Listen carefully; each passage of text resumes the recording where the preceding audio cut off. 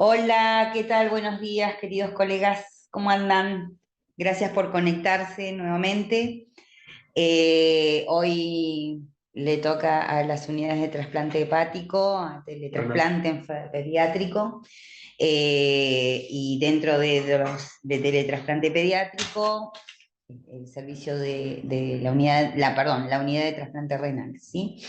Les presento al licenciado Eduardo Coronel, que es el enfermero jefe de la unidad, y bueno, que va a hacer la presentación respectiva. Muchas gracias por conectarse. Acuérdense de hacer las preguntas por el chat. Si tienen que ver con el tema que se está tocando, respondemos ahí, y si no, al final hacemos el intercambio, ¿sí? ¿Qué tal? Buenos días a todos. Un día más acá.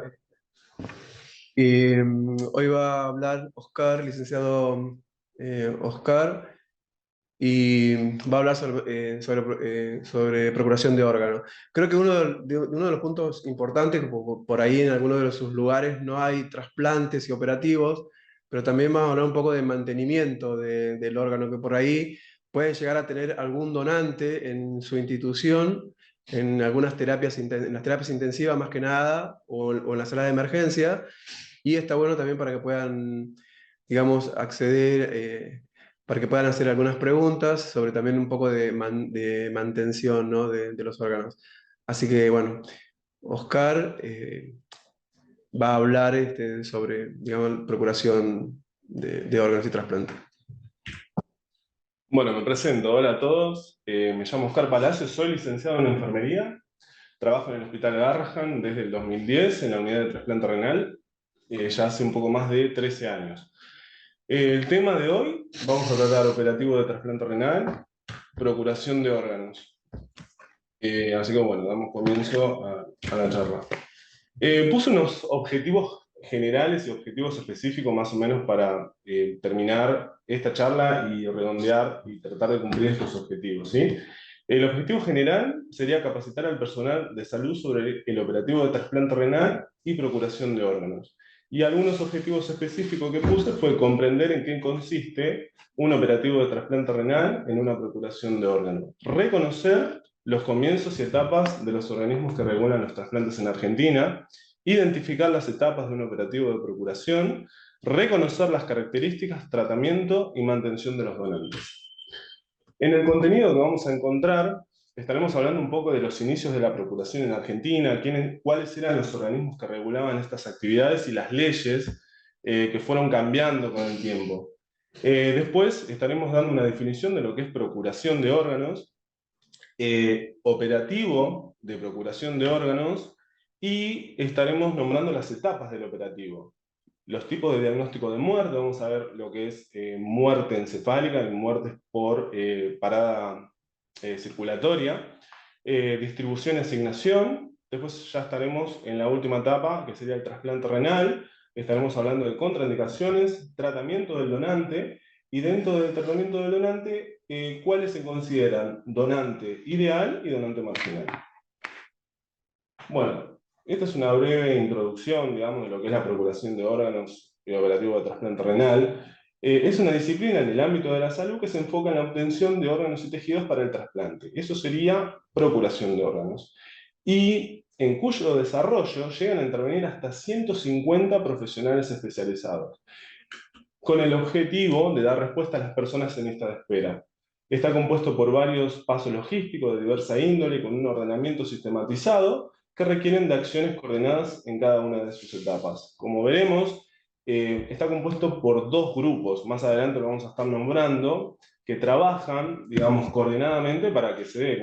Como estamos viendo acá, hay 150 profesionales o más que intervienen en todo lo que es un operativo de trasplante. Es que se me pasa solo los power, no sé por qué.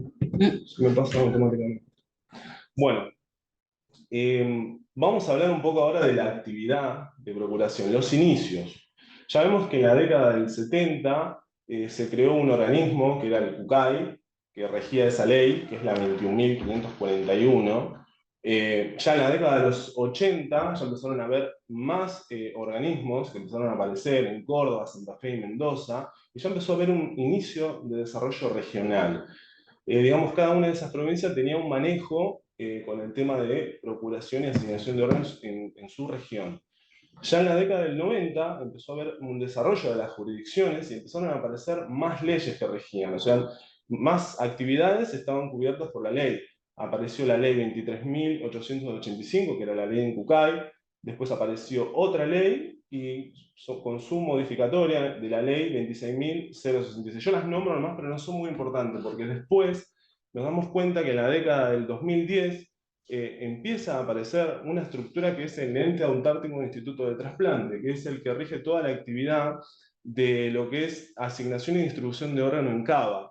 Y vemos que aparece la ley, la famosa ley Justina, que es la 27.447, que esta derogó a todas las otras leyes, y es la única ley que hoy rige para lo que es la actividad de trasplante en el país. Estos son los mapas de las regiones del INCUCAI. El INCUCAI es el Organismo Nacional de Regulación y Control, y vemos que hay 24 organismos jurisdiccionales, instituciones provinciales que desarrollan las actividades de procuración. Es un sistema único integrado, una regulación unificada, y hay una descentralización operativa, o sea, cada provincia tiene su jurisdicción con respecto a la procuración y asignación de órganos, o sea, puede distribuir en su provincia, ¿no? Obviamente todo esto está regulado por el INCUCAI. Y acá vemos que en Buenos Aires está el Ente Autárquico Instituto de Trasplante, que es el encargado de la distribución en Cava. Esto lo vamos a nombrar nomás, pero es la evolución de lo que es el Ente Autárquico Instituto de Trasplante, que vemos que en 1994 dependía de la Municipalidad de la Ciudad de Buenos Aires. Ya en 1997 empezaron a haber una integración de red de hospitales trasplantológicos de la ciudad que trabajaban coordinadamente. En el 2003 ya aparecieron programas, Buenos Aires Trasplante, que ya dependía de la Subsecretaría de los Servicios de Salud, y en el 2007 hubo una resolución y ya empezó a haber coordinaciones de trasplante. Y en el 2009 el Ente Autárquico Instituto de Trasplante ya depende únicamente del Ministerio de Salud. Los objetivos generales del Ente Autárquico Instituto del Trasplante era aumentar el progresivo número de donantes y mejorar la accesibilidad a la lista de espera. Bueno, acá vamos a empezar a hablar un poco de lo que es la procuración de órganos. ¿Qué es una procuración de órganos? Es el proceso de obtención de órganos y tejidos para trasplante, con el objeto de dar respuesta a las personas en lista de espera. Sin embargo, no tenemos que olvidar que es una actividad científica, que debe ser incorporada a la práctica médica en forma sistematizada. Esto está regido por una ley, que justamente la ley 27.447, establece que los establecimientos que reúnan las características definidas en la reglamentación deben contar con el registro destinado a la donación de órganos y tejidos, que permite garantizar la correcta detección, evaluación, tratamiento del donante. ¿Qué significa eso? Que si hay un posible donante en una institución, por ley tienen que denunciar ese posible donante al INCUCAI para tener una correcta detección, evaluación y tratamiento del donante. O sea, no es que una persona está con muerte encefálica y no se hace la denuncia. O sea, hay una ley que justamente dice que hay que denunciarlo. ¿Quiénes intervienen en un operativo de procuración? Como dijimos al principio de la charla, son aproximadamente 150 personas que trabajan coordinadamente para que se realice un operativo de trasplante. Yo hablo de trasplante porque yo voy a hablar de la procuración, pero de trasplante renal. En sí, para un operativo, ya sea de trasplante hepático o cardíaco, aproximadamente 150 personas o más intervienen en ellos. Tenemos la guardia operativa y los equipos de trasplantes. En la guardia operativa se encuentra el jefe de guardia, el médico intensivista, médico neurólogo, enfermero, técnico de electroencefalograma, instrumentador quirúrgico, coordinador operativo, coordinador de trasplante y chofer.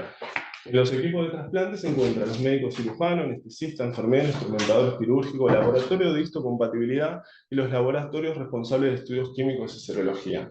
A ver, como ustedes ven, son muchísimas las personas que tienen que intervenir en un operativo de procuración. En el caso de que alguno de estos falle, va a traer problemas para la logística del operativo. Puede ser que se atrase más horas, y eso es lo que nosotros estamos jugando. Nosotros estamos contra reloj una vez que se inicia un operativo de procuración. Por eso, como vemos en la lista de la guardia operativa, si, por ejemplo, no tenemos un chofer, toda la cantidad de trabajo y de hora vamos a terminar perdiendo y se puede dar de baja al operativo. Por eso, las 150 personas que más o menos intervienen en un operativo de procuración tienen que estar coordinadas y no puede fallar ninguno. En los equipos de trasplante lo mismo. A veces nos pasa que los laboratorios de histocompatibilidad tardan en dar el resultado, y eso también trae a que se atrase la procuración de órganos y obviamente que se atrase el trasplante. A veces estamos esperando estudios o citometría, cross-match, que nos dicen que va a estar en 3 horas y por ahí tardan 5 horas, 6 horas, y eso atrasa a la cirugía. Y a veces el tiempo de isquemia, que generalmente es 24 horas, se puede atrasar a 27, 30 horas y se puede llegar a dar de baja del trasplante. Por eso no puede fallar ninguno de estas personas que, digamos, estos equipos que trabajan conjuntamente. Bueno, acá entramos de lleno ya en lo que son las etapas de un operativo de procuración. ¿Cuándo empieza? Cuando hay una detección, selección, diagnóstico de muerte, tratamiento del potencial o posible donante, entrevista familiar, intervención judicial, ablación y por último el trasplante. Ahora vamos a empezar a hablar de cada una de estas etapas. La detección. Bueno, sería detectar un sinónimo, es identificar un posible donante, independientemente de la forma en que haya realizado el diagnóstico de muerte. ¿Dónde se realiza? En los hospitales, instituciones privadas, o donde se encuentre internado el potencial donante. Puede ser unidad de terapia intensiva, shock room, unidad coronaria, sala general, y los responsables de la detección es el jefe de sección de procuración, el coordinador hospitalario y el médico a cargo del paciente. Selección. Una vez que se identifica a un potencial donante, hay que valorar la presencia o ausencia de contraindicaciones, las cuales pueden ser médicas y o legales.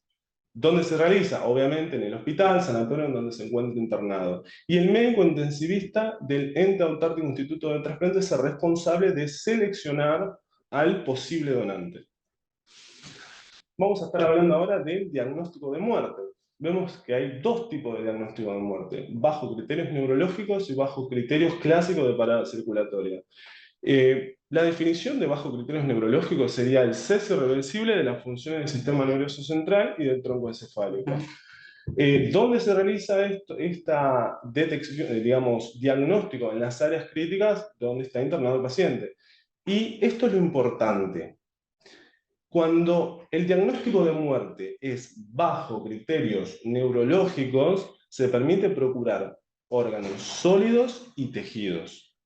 ¿Sí? Los responsables es el neurólogo, neurocirujano del ente autárquico Instituto de Trasplante, un técnico de electroencefalograma del Instituto de Trasplante.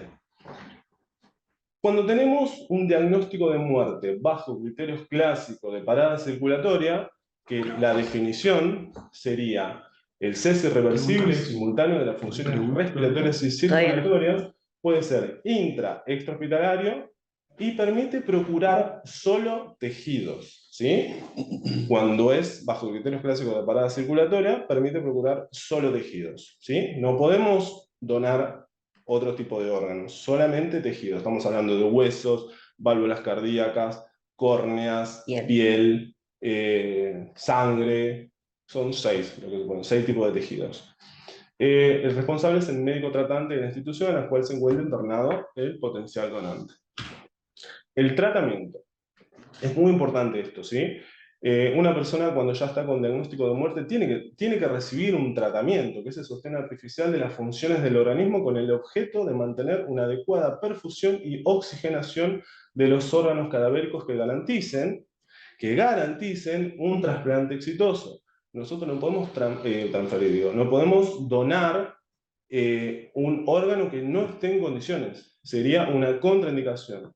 Por eso se hace mucho hincapié en lo que es el tratamiento del donante, donde se realiza en las áreas críticas de las distintas instituciones, ya que depende de una tecnología adecuada, digamos. Los responsables, el médico intensivista, el coordinador hospitalario y enfermero, quien se encarga justamente de la mantención. Acá el enfermero tiene una intervención, digamos, muy importante en lo que es la mantención del donante. Bueno, esto creo que sería una de las cosas más difíciles que tiene las etapas del operativo de trasplante, que sería la entrevista familiar, el proceso de comunicación-donación. Este es el proceso en el cual se comunica a la familia el fallecimiento de su ser querido y se brinda un apoyo necesario para que pueda iniciar el proceso de duelo. Los objetivos serían contención familiar, comunicación a la familia de la situación del donante en relación a la donación y dónde se realiza. Tiene que ser un lugar reservado.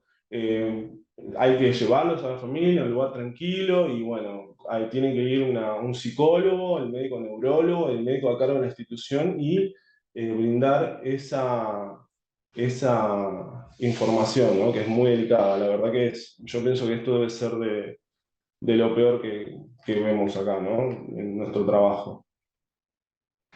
Bueno, intervención judicial. Bueno, la intervención judicial no es necesaria en todos los operativos. No hace falta que en todos los operativos intervenga un juez. Solamente en los casos de muerte violenta o traumática. En esos casos hay que dar intervención al juez de turno, ¿sí? El juez tiene la autoridad para decidir qué órganos ablacionar. El juez puede solicitar la presencia de un médico forense.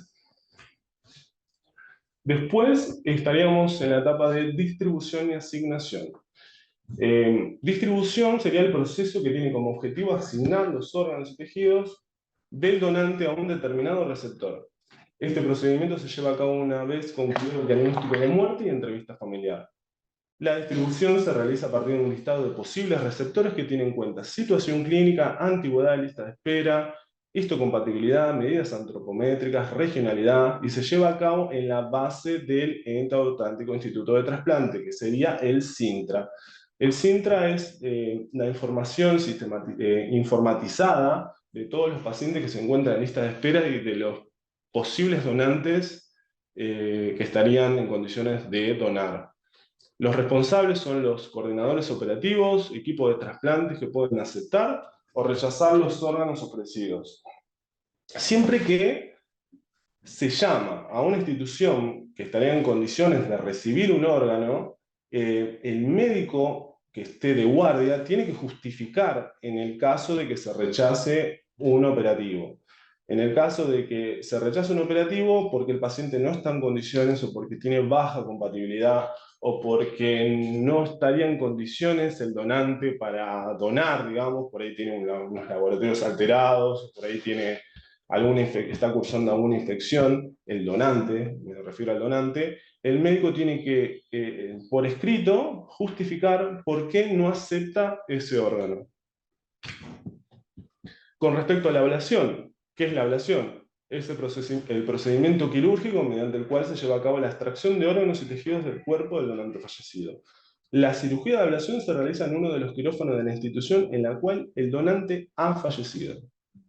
Si el donante se encuentra en Córdoba, se hace la ablación en Córdoba y el órgano viene de Córdoba a Buenos Aires en el caso de que, claro, puede ir a cualquier parte del país, con vuelo sanitario. Tienen prioridades, vuelos sanitarios, y esto tiene que ser rapidísimo. ¿Quién la realiza? Los médicos especialistas en cirugía del ente autártico o los médicos de cirugía del equipo de trasplante. Trasplante. El trasplante ya es el acto quirúrgico mediante el cual se implanta el órgano o tejido proveniente de un donante a un receptor. Es el último eslabón donación-trasplante. ¿Dónde se realiza? El implante se lleva a cabo en el centro de trasplante autorizado para tal fin. Dicho centro debe contar con la habilitación correspondiente otorgada por el INCUCAI y o organismo jurisdiccional correspondiente. Esta habilitación, por ejemplo, cada 2 años el INCUCAI tiene que ir a las instituciones que realizan trasplante y hacer ¿cómo se dice? Acreditación, una auditoría. Una auditoría. Y la institución tiene que acreditar. Y tiene que acreditar que el servicio está en condiciones de realizar trasplante. ¿Quiénes son los responsables? La cirugía del implante está a cargo de médicos especialistas de cirugías que acrediten experiencia suficiente y que se encuentren previamente habilitados por el INCUCAI. O sea, la cirugía de implante tiene que ser por personas habilitadas exclusivamente por el INCUCAI. Bueno, para mejorar la accesibilidad a la lista de espera. Esto es importante porque a veces pasa que los chicos no llegan a la lista de espera y siempre nos preguntamos por qué no colocan a los chicos en lista de espera. Y acá tenemos los famosos 6 pasos para que el paciente llegue a la lista de espera. Uno sería que el paciente tenga indicación de trasplante. 2 sería la autorización de la evaluación pretrasplante. Evaluación pretrasplante, estudio de histocompatibilidad, autorización del trasplante, y luego que tengan estos 5 pasos, recién entrarían en la inscripción de lista de espera. Cada uno de estos ítems lleva un montón de estudios, ¿sí? Y el paciente tiene que estar en condiciones. Por ejemplo, para la indicación de trasplante tiene que estar en condiciones su patología, y tiene que estar el paciente sin infecciones, no tiene que estar cursando ninguna enfermedad que lleve a algún tratamiento oncológico. Por eso es complicado la inscripción en la lista de espera. Acá tenemos el Sintra, con lo que le mostré anteriormente, que sería el paso 1, 2, 3, 4, 5 y 6. Como vemos acá está fiscalizado el paso 1, el 2, el 3, el 4, el 5 y el 6. ¿Sí? El 6 sería la inscripción. Una vez que está acá, en el paso 6 estaría el paciente en condiciones de estar en lista de espera. Bueno, ahora estaríamos hablando del trasplante renal. Bueno, el trasplante renal es el tratamiento de elección en la enfermedad renal crónica. En comparación con la diálisis crónica, mejora la calidad de vida y disminuye la mortalidad de la mayoría de los pacientes. No todos los enfermos son trasplantables, que era lo que estábamos hablando antes. En muchos casos se requiere cirugía o medidas intervencionistas previas a la inclusión de lista de espera. Ahora vamos a nombrar un poco nomás lo que son las contraindicaciones para el trasplante. Por ejemplo, contraindicaciones para el trasplante renal, vemos que un paciente que tenga expectativa de vida menor a 1 año no estaría en condiciones para el trasplante. Si está cursando un tumor maligno reciente menor a 2 años o no tratado, tampoco estaría en condiciones de entrar en lista de espera para un trasplante. Por ejemplo, si tenemos un paciente con tumor de Wills, tendría que hacer un tratamiento oncológico, y una vez que finaliza el tratamiento oncológico estaría en condiciones de entrar en lista de espera. Se reevalúa. Sí, no puede entrar en lista de espera si está con un tratamiento oncológico. Lo más común que vemos nosotros son tumores de Will. Siempre los tumores de Will, por ejemplo, los vemos internados en los pisos haciendo tratamiento oncológico y después estarían en condiciones de ir a trasplante. Y si el paciente está con una infección no tratada, ya sea aguda o crónica, tampoco. Crossmatch, contra células T de receptor positivo. El crossmatch es un estudio indispensable que se necesita para la realización del trasplante. ¿Qué es el crossmatch? El crossmatch es un estudio contrapanel en donde se colocan los linfocitos del donante contra el suero del paciente. Es un estudio contrapanel, presentan los 2 tipos de células con el suero del paciente, y si dan anticuerpos preexistentes positivo, no se realiza el trasplante. Entonces, este estudio es una indicación necesaria para la realización del trasplante y tiene que dar negativo. En el caso de que el crossmatch dé positivo, automáticamente se suspende el trasplante. Así que este estudio es un estudio que siempre esperamos el resultado, y es el que más, digamos, a veces tenemos todo listo y estamos esperando el crossmatch. Es el determinante. Sí, a veces nos dicen 4 horas y tarda 6 horas y lo estamos esperando, y una vez que nos dicen crossmatch negativo, el paciente va al quirófano. Después, problemas psicosociales, enfermedades psiquiátricas no tratadas, abuso de drogas y no adherencia. Si tenemos un paciente que sabemos que no va a tener adherencia, lamentablemente no va a entrar en lista de espera, y nos ha pasado. Así que, bueno, esto también parecía que no fuera importante, pero es muy importante la adherencia al tratamiento. Infecciones por HIV y obviamente la mala compatibilidad agua. Las contraindicaciones relativas, las que se podría llegar a tener en cuenta: infección activa, enfermedad coronaria, enfermedad vascular periférica, enfermedad cerebrovascular, hepatitis, úlcera péptica, no adherencia al tratamiento demostrada, infecciones si no cumpliese una serie de requisitos básicos relacionados con la carga viral e inmunidad. Todos estos ítems se los estudia y se los tiene en cuenta para ver si se puede considerar una contraindicación. Con respecto a la edad del receptor, no es una contraindicación, pero generalmente se recomienda que los pacientes tengan mayores de 10 kilos para que el postquirúrgico no sea complicado, y el paciente generalmente en el postquirúrgico tiende a hacer hipotensión por todas las drogas anestésicas que recibe. Además, puede llegar a tener inotrópicos en quirófano, y todo eso es muy complicado cuando los chicos tienen bajo peso. Nos ha pasado de trasplantar a chicos de 12 kilos y los postquirúrgicos han sido muy complicados. Así que generalmente el paciente tiene que estar en condiciones nutricionales, digamos, no tiene que ser un paciente con bajo peso para ir al trasplante. A veces también tenemos chicos de 10 kilos y dicen, no, hasta no esté nutrido con 15 kilos, no va a quirófano.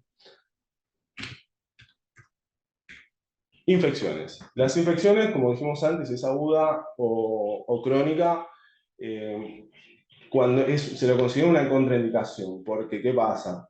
Cuando hay que inmunosuprimirlo, puede aumentar la infección. Así que por eso, como tratamiento inmunosupresor después de la cirugía, puede activar más o se puede poner más severa la enfermedad, la infección. Por eso se trata de no trasplantar si está con una infección. Y en el caso de la tuberculosis, tiene que cumplir el tratamiento y después estaría en condiciones de trasplantarse. Con respecto a la inmunización, calendario de vacunación al día, ¿sí? Y obviamente se recomiendan todas estas vacunas. HIV, obviamente la infección por HIV tratada con los nuevos antirretrovirales no se lo considera una contraindicación absoluta, siempre que los pacientes reúnan todos los requisitos, o sea, que tenga un seguimiento de tratamiento. Tampoco se va a trasplantar cuando el chico sabemos que por ahí tiene HIV y no cumple el tratamiento. O sea, creo que hay que priorizar también todas estas cosas antes. Eso tiene que ver mucho la entrevista con los médicos, el seguimiento que tiene el paciente. Bueno, como dijimos, la tuberculosis, los pacientes con infección activa deben recibir el tratamiento completo antes de incluirlo. Tendrá que hacer los 6 meses de tratamientos vía oral y después estaría en condiciones, una vez que esté con todo, digamos, con la tuberculosis negativa, digamos, la infección ya negativa. El citomegalovirus. La infección por citomegalovirus tiene un alto riesgo de morbimortalidad. En los casos que el receptor sea cero negativo y el donante cero positivo. Con respecto al citomegalovirus, se recomienda que el paciente sea cero positivo, ¿sí? Que el receptor sea cero positivo, porque ¿qué es lo que pasa? Cuando son cero negativo y después de la cirugía se positivizan el citomegalovirus, tiende a generar rechazo. Y obviamente el tratamiento es más prolongado para un citomegalovirus en el caso de que sea negativo. Generalmente se recomienda que el paciente sea cero positivo, no son el 100% de los casos, a veces son negativos y bueno, tenemos algunos pacientes que se internan para tratamiento de citomegalovirus positivo después de la cirugía. Pero siempre se recomienda que sean cero negativos, ¿no? No se recomiendan, es también si en algún momento de su vida desarrolló tuvo citomegalovirus. Generalmente lo tenemos todo, pero hay algunos que son negativos y eso después de la cirugía se complica. Bueno, infecciones del acceso vascular. Generalmente los pacientes que están en lista de espera que van a recibir un trasplante se encuentran con catéteres o por ahí tienen cánula de diálisis peritoneal. Entonces, bueno, el riesgo de sepsis es alto en el caso de que el trasplante se realice en un enfermo con una infección del acceso vascular. O sea, puede llegar a producir endocarditis si se realiza un trasplante con un chico que tenga un catéter infectado. A veces los chicos llegan al servicio y nosotros en la valoración y en la evaluación pre-trasplante, cuando nos preparamos, observamos muchísimo todo lo que es catéteres, ¿sí? Hacemos cultivos de catéteres de hemodiálisis, o valoramos la presencia o no de infecciones pericatéter, pus, observamos todo. Líquido peritoneal cuando tienen cánula de diálisis peritoneal, observamos el líquido, si es turbio, si no es turbio, el color que drena de la cánula de DP y se hacen citológicos y bacteriológicos de la cánula de DP. Todo eso va a laboratorio y a bacterio para examinar. En el caso de que tenga con una cánula de diálisis peritoneal el líquido de transporte D positivo, ese resultado no va a ser inmediato, va a estar después de que se haga la cirugía. Sin embargo, si es positivo, después de la cirugía va a ser algún tratamiento por antibiótico, pero no es una contraindicación, digamos. Bueno, esto también, igual que el citomegalovirus. Virus BK, en este caso se recomienda que los pacientes previo a la cirugía sean negativos, ¿no? No es como el citomegalovirus. Y el virus Epstein-Barr, el riesgo de enfermedad por virus Epstein-Barr es 10 a 50 veces mayor en los receptores seronegativos, comparado con los seropositivos. Sífilis, triponema pálido. Tratamiento pre y post trasplante. Si un donante, está cursando una sífilis, no es una contraindicación. El donante, el riñón con sífilis, digamos, se va a realizar la cirugía y post-quirúrgico va a ser un tratamiento con PIPER o con el antibiótico que corresponda para continuar con el tratamiento, ¿sí? El paciente, una vez que recibe el riñón, va a continuar con el tratamiento que estaba realizando el donante. Tratamiento pre y post-trasplante. Con respecto a la enfermedad hepática, hepatitis B y C, se estudian los anticuerpos y obviamente con un especialista. El tratamiento inmunosupresor post-trasplante puede reactivar la enfermedad, y la erradicación viral pre-trasplante favorecería una mejor evolución del músculo. Infecciones y indicaciones y contraindicaciones del donante. Tenemos el donante ideal y el donante marginal o con criterios extendidos. En la bibliografía vamos a encontrar donante marginal, donante con criterios expandidos o extendidos. Lo vamos a encontrar así. El donante ideal. Bueno, las variables serían edad, medidas antropométricas y grupo sanguíneo, antecedentes personales, causa de muerte, comportamiento en el periodo de la enfermedad que lo llevó a la muerte encefálica, examen físico, estudios complementarios, durante el mantenimiento, laboratorio, serología, tratamiento, evolución durante el mantenimiento, características de la ablación, biopsia de órganos relacionados, tiempo de espera de implante, tiempo de isquemia fría y tiempo de isquemia caliente. En tiempo de isquemia fría, generalmente empieza desde que se realiza la ablación, comienza el minuto, hora cero, digamos. Y en trasplante renal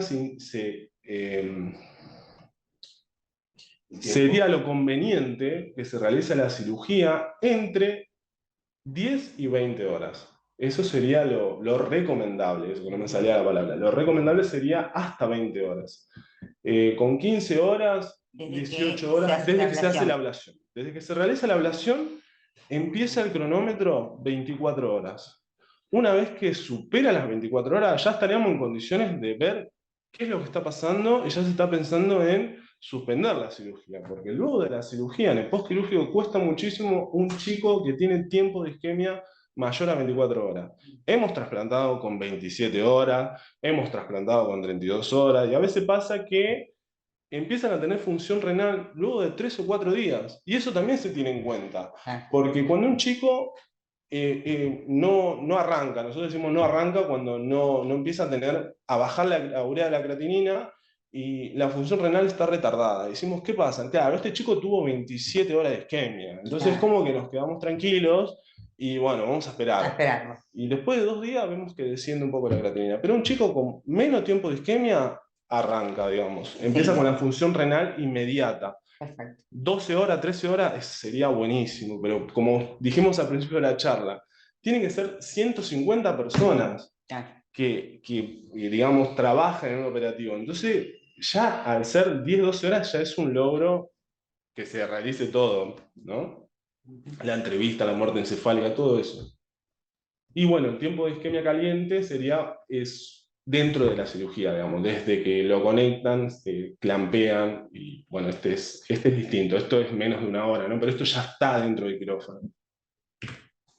El donante marginal es todo posible donante que presenta elementos biomédicos fuera de los considerados ideales para la supervivencia del injerto trasplantable. Sería el donante que no es el ideal, pero que sirve. Bueno, no me pasé ninguna, no. El riñón. Enfermedades, esto se tiene en cuenta, que sea hipertenso, diabetes, colagenopatías, enfermedades primarias del parénquima renal, glomerulopatías, tubulopatías primarias. También ver la función renal de 1,3 a 1,5 se puede llegar a tener en cuenta. La proteinuria, ¿sí?, de 24 horas. Anomalías congénitas, según función renal y grado de malformación. Displasia, riñón poliquístico, multiquístico, ectópico, con herradura. Todo esto no sería lo ideal, pero se tiene en cuenta y se estudia cada caso como para realizar la cirugía, ¿no? Estos son los marcadores de la función renal, ¿no? También que se tiene en cuenta, que tenga una buena urea creatinina, proteinuria dentro de los valores normales, sedimento urinario, clearance de creatinina, test de yodo radioactivo. Todo esto nos indica la función renal. La ecografía preablación, macroscopía de ablación, biopsia renal, estudio microscópico, estudios funcionales NAC, RED, OXID. Todos estos serían los marcadores de la función renal. Y bueno, más o menos ahí hablamos todo, traté de redondear todo, creo que fue muy rápido. No, No, bien, muy bien. Y bueno, Después es mucha información. es mucha información y traté de que, digamos, ponerlo concreto, más o menos hablar de lo que eran las etapas de un operativo.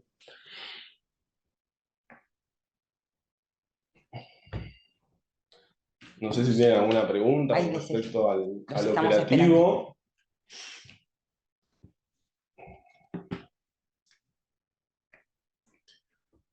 creo que de uno de los puntos importantes es esto también, ¿no? Del enfermero que atiende al paciente, al posible donante, que le brinde los cuidados, ¿no? Hasta que, digamos, conservar en óptimas condiciones ese órgano para que pueda llegar bien, digamos, hasta acá, ¿no? Donde estamos nosotros para poder trasplantarlo. Bueno, y eso es lo que tiene la ley, las modificaciones que hubo en la ley a través del tiempo, porque antes pasaba que el paciente entraba en muerte encefálica, estaba en condiciones de ser donante y no se le brindaba el mantenimiento adecuado al órgano.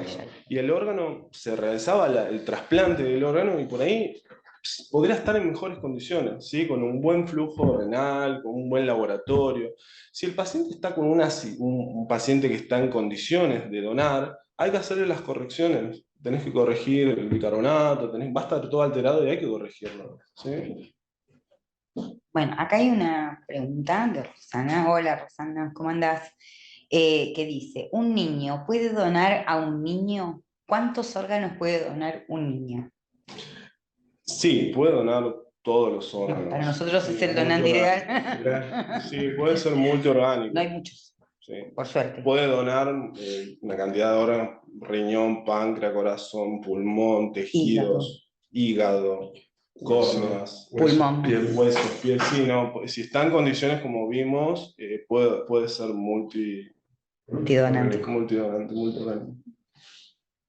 Es más, a veces también nosotros cuando nos llaman al servicio con respecto a una distribución renal nos dicen, sí, tenemos un donante multiorgánico. Igual en el niño, acuérdense que los que deciden, digamos, la donación son los familiares, ¿sí? Sí, uno de los familiares, La- si no está de acuerdo, no se realiza la donación.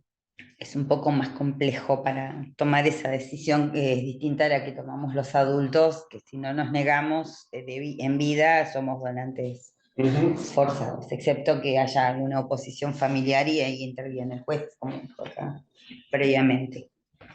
No sé si alguien quiere aportar o tiene alguna experiencia acerca de estas situaciones, porque por ahí los que hacemos terapia intensiva vemos el lado B, que es el lado del donante cadavérico y el mantenimiento, digamos, de ese donante hasta que se puedan hacer las ablaciones y los chicos cuidan después cuando tienen su riñón 0 kilómetros el paciente. A veces tampoco es recomendable que esté mucho tiempo en terapia, eso también se tiene en cuenta, que no esté, Con inotrópicos. claro, que no esté con inotrópicos, y a veces también cuando llaman por una distribución se pregunta cuánto de inotrópico está recibiendo, que no reciba mucho. Sí.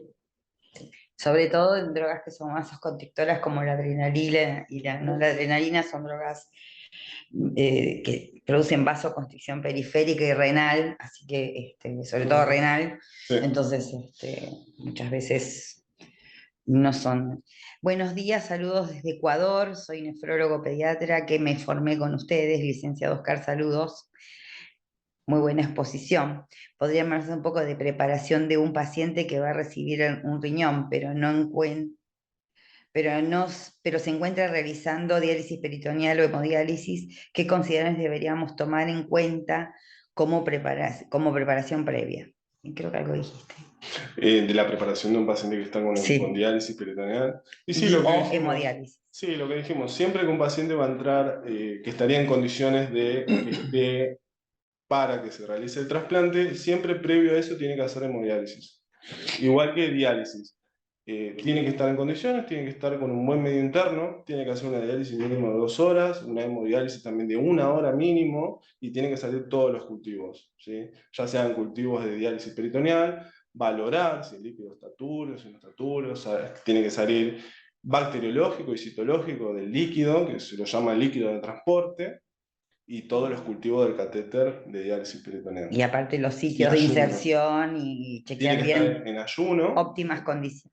Pero sí, a veces pasa que el paciente no viene, más allá de que nosotros estamos contra reloj y estamos apuradísimos, el paciente siempre va a ir a hemodiálisis. Va a ir a hemodiálisis y luego va a venir al servicio para realizar el trasplante. No va a bajar a quirófano sin dializarse. Bien.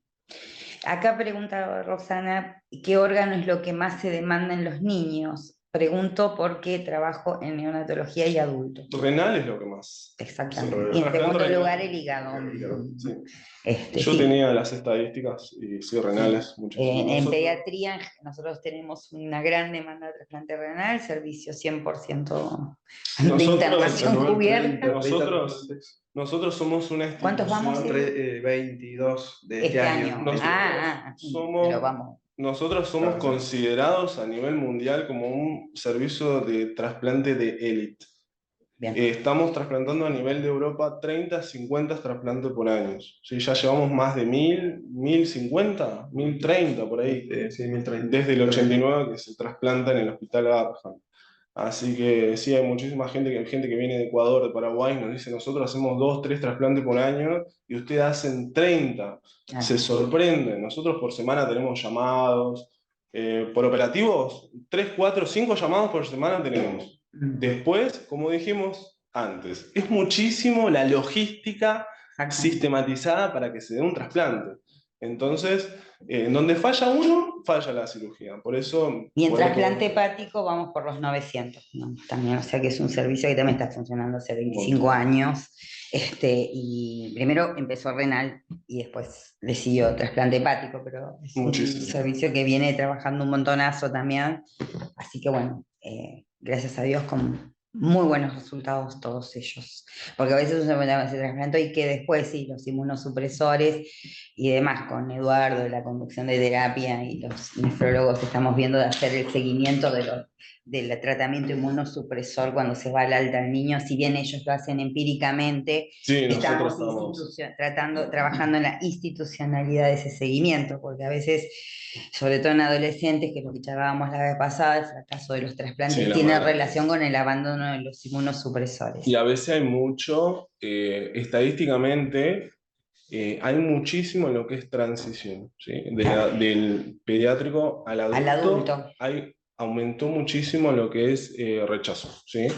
O sea, en la transición observamos que cuando dejan el Garrahan y van al Argerich, cuando continúan con tratamiento hay muchísimo rechazo. Bien. Y eso tiene que ver con el seguimiento del tratamiento inmunosupresor. Acá hay otra colega que dice, soy estudiante de enfermería y quería saber si el horario de que se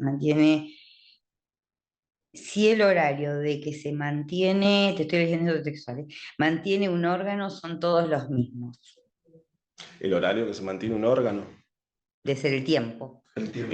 No sé si se refiere al tiempo de isquemia o al tiempo de mantención. No, es distinto. Generalmente, un paciente que se encuentra en condiciones de donar, empieza la mantención del órgano y tiene que ser lo más rápido posible, ¿sí? Un paciente que se encuentre varios días en terapia intensiva, un paciente que se encuentra varios días en terapia intensiva, generalmente se pregunta, ¿cuánto tiempo hace que está el paciente? Si te dicen una semana y mira, no estaría en condiciones. Esos datos figura todo en el Sintra, ¿sí? El Sintra están todos los datos del paciente que se encuentra en terapia intensiva, que te dice cuánto tiempo hace que está, con cuánto inotrópico, con cuánto todo. Y todos pueden acceder. Digamos, Sí, sí, obviamente hay que tener la clave, que la tienen generalmente. pero hay algunos datos que, o sea, que cualquier persona puede acceder al Sintra para poder Vos podés entrar como ¿En paciente. qué lugar está de la lista de espera? Claro, podés entrar como paciente o como médico, no te lo voy a... Y eso les comentábamos, puede variar, porque también va a depender, pues por ahí está tercero, la persona hoy y mañana aparecen 4 urgencias, digamos, que tienen prioridad y pasa al quinto, digamos. Sí. O sea, con, o viceversa. y con respecto a la lista de espera, ¿no? Hay un score que cada paciente se le va a ir dando puntaje, depende de su patología, depende de su grado de insuficiencia renal crónica que tiene, si es su último acceso, la regionalidad y todo eso. Todo eso lo va subiendo en lo que es lista de espera. Después acá hay una pregunta que dice, un recién nacido a término, supongo que es, se sospecha muerte cerebral, ¿cómo sería el protocolo de nación? Igual. Sí, igual obviamente al ser tan chiquito estaría en lo que son contraindicaciones para un trasplante. Es a término. Sí, igual, sí. Sí, igual tendría que, sí, no estarían, sí, es muy chiquito. Sí, podría donar, pero no creo que es un riñón y eso no, porque no. Sería un donante marginal. Pacheco Mario, no sé qué te referís, pero bueno, no es, el chat no es para estos tipos de comentarios. Muchas gracias igual por tu aporte. Bueno, queridos colegas, nos vamos a despedir. Lamento que alguien se haya incomodado, pero bueno, no era el objetivo de la reunión. Gracias por estar de ese lado. Me encanta que se hayan conectado. Hay colegas del exterior que también están conectados. Así que bueno, les agradecemos un montonazo. Cualquier cosa, a la colega que tiene acá esta queja, le pido que si quiere comunicarse conmigo por el WhatsApp, por el chat de WhatsApp y charlamos, no hay ningún problema. La idea es crecer como profesionales. Todo lo demás se puede charlar. Muchas gracias.